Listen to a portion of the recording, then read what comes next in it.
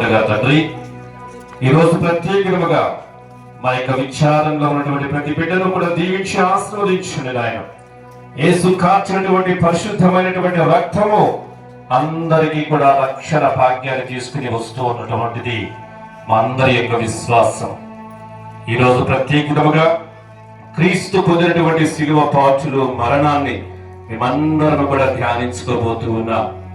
ఇదిగో ప్రభువా, ఆనాడు మీరు పొందినటువంటి బాధలు, కష్టాలు, శిలువ మరణం కళ్ళకు కట్టినట్లుగా ఇదిగో ప్రభువా, ఇక్కడ ఉన్నటువంటి దీక్షలో ఉన్నటువంటి సభ్యులు కావచ్చు, లేక స్త్రీలు కావచ్చు, ఎన్నో రోజులుగా పరితపిస్తూ ఉన్నారు. ఇదిగో ప్రభువా, ఈ రోజు వాళ్ళు చేయబోయేటువంటి ఈ పరిశుద్ధమైనటువంటి కూడా కష్టపడి ఎంతో శ్రమ కోర్చి నేర్చుకుని ఉన్నారు తండ్రి. వారికి నీ యొక్క ఆత్మీయ వరాలను, అనుగ్రహాలను దయచేయండి ప్రభువా. ఇదిగోనైనా మరి వారికి నేర్పినటువంటి ఆశీర్వదించునుగాక. ఆమేన్. యోహాను 1:17 అతడు పొందిన దెబ్బల చేత మనకు స్వస్థత కలుగుతున్నది. యెషయా గ్రంథము 53:5.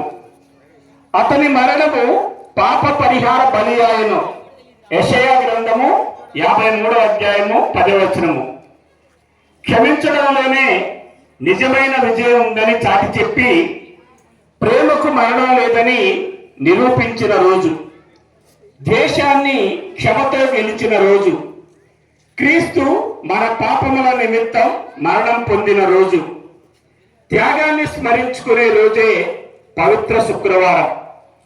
మానవాళి పట్ల ప్రేమ, నిస్సహాయుల పట్ల కరుణ, శత్రువుల పట్ల క్షమ, ఆకాశమంతటి సహనం, అవధులు లేని త్యాగం, ఇది యేసుక్రీస్తు జీవితం మానవాళికి ఇచ్చిన సందేశం.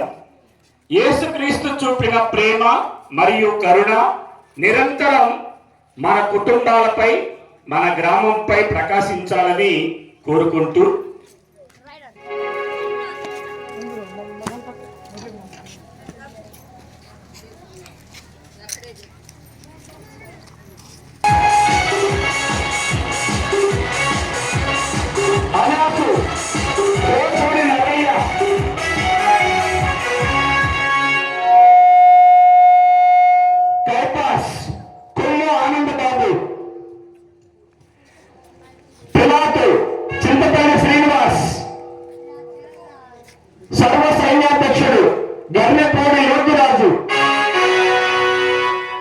మహామంత్రి మాకు సంతోషము కలిగించుతున్నది.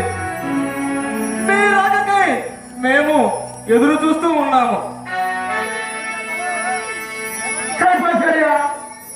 మనము ఏమి చేయగలము? క్రీస్తు మరి యేసు అతన్ని విశ్వసించాడు.